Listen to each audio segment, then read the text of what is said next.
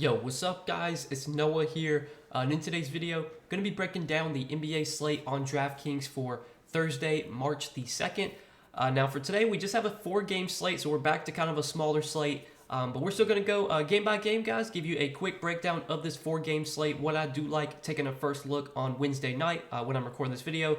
But as always, before we do get started with the breakdown, if you guys enjoy these DFS videos, if they do help you out, make sure you hit that like button down below, hit that subscribe button if you have not yet, and if you guys are new to the channel and if you've never checked out PrizePicks before, PrizePicks is the sponsor of this video. You guys can sign up for PrizePicks, use my promo code NOAH. If you do look at the bottom of the screen, when you sign up for PrizePicks with promo code NOAH, you will get your first deposit matched up to $100. And for those of you that have never heard about PrizePicks, they're a player prop site, so as you can see, they have points props already posted for Thursday's games. They have some props up for the Wizards and Raptors game. Since I'm recording this video on Wednesday night, there's really not much up on the board right now, but if you take a look at the board again sometime on Thursday, you'll see a ton of different props from every game. You'll see them, all different categories, and if there's anything that stands out to you, you just take more or less. It's as simple as that. You have to make at least 2 picks, but you can make up to 6 picks, and you can win up to 25x your money on PrizePicks. So give them a try, guys. Use that promo code NOAH when you do sign up and get your first deposit matched up to $100. But let's go ahead and talk through Thursday's little 4-game slate. This should be a kind of a quicker video since we only have 4 games. We'll start off with the first game of the night, the Raptors and the Wizards. So for the Wizards today, they're pretty much fully healthy outside of Monte Morris. I think Monte Morris is going to be out for a while. He has a sore back, going to be out for, it looks like he's week to week. So no Monte Morris, but they will be getting Kristaps Porzingis back for this game. With Porzingis back, that makes guys like Bradley Beal, Kyle Kuzma not really look that appealing. It's not the greatest matchup against Toronto either, so I'm not super interested in like the main Wizards guys. I think they're all kind of priced correctly here. Porzingis is 8,900, Beal's 8K, Kuzma's 7,700. Of those three, I think Beal might be my favorite at 8K, just because we've seen him, have a big role lately. Obviously, with Porzingis back, we don't expect Beal to take 30 shots like he did last game, but he's still going to play big minutes if this game is competitive. Again, the matchup's not great. I'm not considering any of these 3 guys are, none of these 3 guys are priorities today. I think if I'm looking to really anyone on the Wizards, I'm going to look to DeLon Wright. He's probably my favorite play on Washington. With Monte Morris out right now, we should see DeLon Wright continue to start at point guard. And the last 2 games he started, he's played 28 and 31 minutes. Now, his production's not been like great. He only had 19 DK points against Chicago, had 20 DK points against Atlanta. But throughout his career, DeLon Wright has always been a relatively productive per-minute producer. He's one of these guys that can do a little bit of everything, can get you some points, get you some rebounds, get you some assists. He can get defensive stats as well. He's kind of like a guard version of like Draymond Green kind of. He's not going to go out there and score 35 points, but he can get you 8 points, 6 rebounds, 3 4 5 assists, a couple blocks, a steal. Those are the type of games DeLon Wright can have. And when he's playing 30 minutes and he's only 4,600, he's going to project as a pretty good value. So I do like DeLon Wright the most from this Washington team. And that's really it for the Wizards. I'm not considering anyone else on this team, I don't think. Maybe you could go to Jordan Goodwin as like a large field GPP play. He's another guy that has shown he can be productive when he gets minutes, and he should play some without Monte Morris, but I think DeLon Wright kind of has the upper hand right now. So you're probably going to see like 30 minutes for DeLon Wright and probably like 17, 18 for Goodwin, but there's definitely a chance that maybe if Wright's not playing that well, they opt to give Goodwin more minutes. Again, this is someone you're probably only going to consider in like a large field GPP. But let's talk about the other side of this game now with the Raptors. And looking at the Raptors here, they're pretty much fully healthy right now. The starters for Toronto: Siakam, VanVleet, Scotty Barnes, Jakob Poeltl, OG. We can expect relatively big minutes for all 5 of those guys. You look at Siakam's price tag at 9K. It has come down a good amount. So I think at 9K, now that Siakam's price has come down, he looks a little bit more appealing here. I think the matchup against the Wizards is definitely one that Siakam can have success in. So I don't mind him at 9K. VanVleet at 8,400 I think is fine too, but I probably would rather go to Siakam if I was going to play one of those 2. Scotty Barnes at 7,200. Not been a very consistent option lately. His game logs have kind of been all over the place, but the minutes have still been there. Scotty Barnes is one of these guys that can, kind of stuff the stat sheet, do a little bit of everything when he's on the floor. He's playable at 7,200, but not a priority for me. Definitely my favorite play on Toronto, once again, is going to be Jakob Poeltl. Jakob Poeltl, ever since getting traded to the Raptors, been really good on a per-minute basis. The minutes have not been super, super high, but even the last few games, he's played 27, 27, 26 minutes, still been productive with 38, 34, 30 Draftkings points. even if he plays like 25, 26 minutes, Jakob Poeltl can still get you 30, 35 DraftKings points in 25 minutes. And by some chance, if this is the game that he gets like 30, 32 minutes, well, yeah, he can go out there and put up, 40 in 32 minutes or, 30, 32 minutes. So I definitely like Jakob Poeltl at 6,200. I think he looks pretty appealing. OG at 5,700 is okay, but I'm not super interested in him. Just hasn't shown a ton of upside this season. Not really involved in the offense much at all. Not a guy that I'm, super confident in, but definitely playable because he is kind of cheap. But that's really it for the Raptors, I think, and that's it for this game. So let's talk about the next game, Philly and Dallas. We'll start off on the Dallas side. So for the Mavs here, I don't really like too much on Dallas. This is going to be like a really slow-paced game. These are two of the slowest-paced teams in the league, so I don't think this is a game I really want to get a ton of exposure to. But we will talk about the Philly side. That could definitely change if Joel Embiid is out again.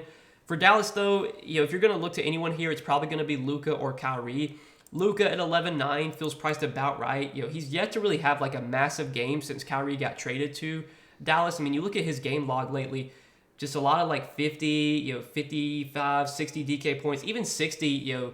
If Luka goes out there and puts up 60 DK points, that's not like going to win you the slate at his price tag. Like at 11.9, you need him to go out there and put up like 65, 70 to be worth rostering in GPP. So I'm not super interested in Luka here. Don't love the matchup either. Kyrie at 9,400 feels priced correctly. I'm not super interested in him either. If I had to go to one of him or Luka, I think I'd rather go to Luka, but not a ton of conviction on either one of those guys.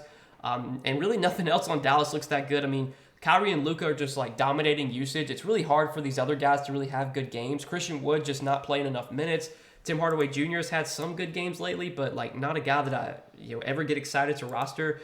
And like the value guys from Dallas, I'm just not going to go there. So that's pretty much it for Dallas. Now on the Philly side, a lot of this, Philadelphia's, outlook is going to change depending on if Joel Embiid is in or out. Joel Embiid did not play on Wednesday. He was a late addition to the injury report, got announced as questionable, and then about 30 minutes before tip-off, he got ruled out. So don't really know yet for Embiid's status today. Given that he sat out on Wednesday, that makes me assume that he'll play this game. I would be surprised if he misses both games. I think that was just kind of like a, just because it was the front end of a back-to-back, they figured they would sit him that Wednesday and then play him Thursday. So I'm expecting Embiid to play.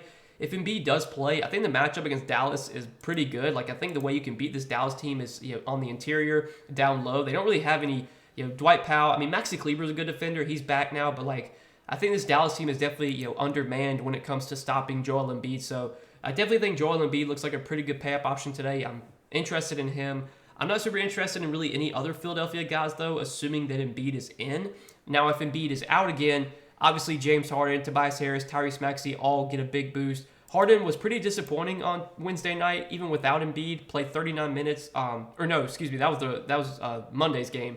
But I remember Harden, I think he had like 38 or 39 fantasy points. Wasn't the best game for him, but obviously he would get a boost if Embiid were to be ruled out again. I think Harden would definitely be in play. Tobias Harris, though, and Tyrese Maxey would both be really good plays. Harris and Maxey both had really good games on Wednesday night. They're both still pretty cheap here. I would be interested in both these guys if Embiid doesn't play. So that's kind of what I'm looking to on Philly. For now, expecting Embiid to play, but obviously if he doesn't, we can look to Harden, we can look to Harris, we can look to Maxey. Those would be the guys we'd really want to target from the Sixers. Let's go ahead and move on to the next game, though, talk about the Pacers and the Spurs. So from a pace perspective, I think this is probably one of the most appealing games on the slate, if not the most appealing. Two teams that play pretty fast, two teams that are not that great defensively, so pretty good matchups kind of across the board here. We'll start off on the San Antonio side. So for San Antonio, there's kind of a lot to keep an eye on right now. I'm pretty sure all these guys are questionable. Keldon Johnson is questionable. Devin Vassell is probable. So Devin Vassell is expected back for this game, but I think Trey Jones is questionable. He is. And then Malachi Branham is questionable too. So with Devin Vassell expected back, don't really know what we're going to get from Devin Vassell. He hasn't played in a while. He hasn't played in like almost 2 months. So I'm assuming Devin Vassell is going to be on a minutes limit. I don't think he's really going to be viable for DFS.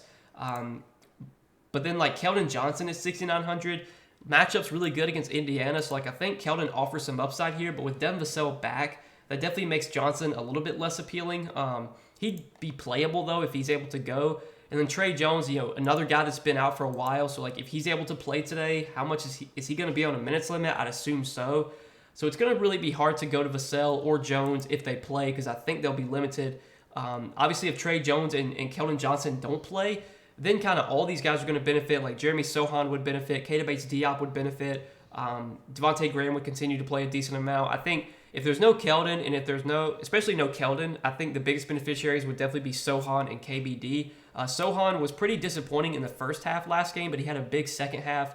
He's been productive, in the minutes he's gotten this season, and especially without Keldon, we could expect him to be even more productive. So he probably would be the first guy that I would look to from San Antonio if Keldon does get ruled out. And then I think Keita Bates-Diop would also be in play.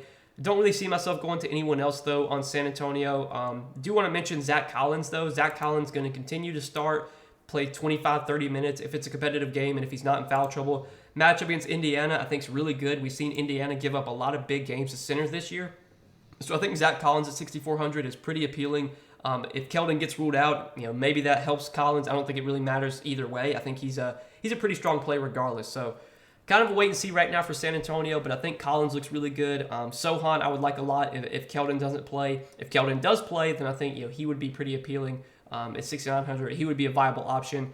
If Trey Jones and if both Trey Jones and Malachi Branham don't play, then I think Devontae Graham would look really good at 4,400. So yeah, it's kind of a wait and see right now for San Antonio. And then on the other side with Indiana, got some big news here with Tyrese Halliburton. So Tyrese Halliburton questionable for this game. If Halliburton plays, it's a great spot against San Antonio. We've seen San Antonio be a great matchup kind of all season. They're a bad defensive teams, and especially for a point guard, for point guards, this has been a really good matchup. For what it's worth, Halliburton put up 50 Draftkings points in only 27 minutes last time they faced San Antonio. So, yeah, would really like Halliburton if he's able to play today. If he doesn't play, obviously, that would really benefit everyone, but the biggest beneficiaries would definitely be Andrew Nembhard and TJ McConnell. Both those guys are really cheap. McConnell's 3,600, Nembhard is 3,500. They would be two of the best value plays on the slate if Tyrese Halliburton did get ruled out. And then, all these other guys like Miles Turner, Buddy Hield, they'd also get a boost as well. Miles Turner, I like a lot here. I think it's a good matchup for him against San Antonio. San Antonio's also been a great matchup for centers. I think they're giving up the second most fantasy points this season to centers. San Antonio, that is, only behind the Hornets. So really good spot here for Miles Turner. He's been really productive lately. The minutes have been really strong. This is a game that should be competitive. So, yeah, I'm definitely interested in him at 7,400. Buddy Hield at 5,600, I don't mind, but I think I would like him a lot more if Halliburton got ruled out. And then, guys like Benedict Mathurin, again, McConnell, Nembhard, probably only considering those guys if Halliburton does sit. But that'll do it for that game. I think we kind of talked about everything there, so let's go ahead and move on to the last game of the night, the Clippers and the Warriors. So start off on the Warriors side. Obviously, still no Steph Curry for the Warriors, no Andrew Wiggins either. We can continue to expect, a big role for Jordan Poole, big role for Klay Thompson. Matchup against the Clippers, I don't love. The Clippers are a pretty strong defensive team, but Poole's going to play big minutes. He's going to have the ball in his hands a ton. Finally had a big game last game after going through. He was on like a 3-game slump where he was playing really poorly, not shooting the ball well. Well, finally last game against Portland had a decent shooting game, was really aggressive offensively, put up 43 DK points. Maybe this is what gets Poole going. I think at 8,200 he's a fine play today. I think Klay at 7,800 is solid as well. Klay's been really, really good lately, been super consistent. His usage continues to be great without Steph and without Wiggins. So, yeah, I'm fine going to Klay. The rest of Golden State, though, like Draymond, DiVincenzo, Looney, not as excited about these guys. I think Draymond at 6,300 is viable here. It's a big-time game against the Clippers. I think this is a national TV game. Draymond usually gets up and plays pretty well in these big-time games, especially like these national TV games. So, fine with Draymond at 6,300. Dante DiVincenzo is going to continue to play big minutes without Wiggins. He's going to continue to start. He's priced correctly, I think, at 5,600, but is still a playable option. And then Kevon Looney should continue to start, play mid-20s minutes. I think he's priced correctly as well. But if you want to go to Looney, I wouldn't argue against it. I think he is playable. But that's all that I'm considering from Golden State. And then on the other side with the Clippers, so you got Paul George coming in at 9,300. You got Paul George coming in at 8,500. Kawhi coming in at 9,300. Between these two, I'm still gonna prefer going to Kawhi. Kawhi's just been a better permanent producer this season. He's also been playing really, really big minutes lately. There's been reports that Paul George is gonna have his minutes limited, but he's still been playing 35, 36 minutes. I think though, if I'm gonna consider one of the Clippers here, I would rather go to Kawhi between the two. I don't think I'd consider either one priorities today. I don't think if I'm playing one lineup, I doubt I start with Kawhi or start with PG. But if find my way, or if they find their way into my lineup, or if you're playing multiple lineups, I would obviously be fine playing Kawhi or PG. Just don't think they're guys I'm building around on this slate. Russell Westbrook, I do like quite a bit. He's 7K. He's been pretty good, at least from a fantasy perspective, since getting traded to the Clippers. So he's played 3 games with the Clippers, 44, 38, and 40 DraftKings points. Minutes have not been great. Last 2 games he's only played 25 and 28 minutes, but the production's been really good. He's been stuffing the stat sheet like he always does, scoring, rebounding, getting assists. His assist numbers have been great.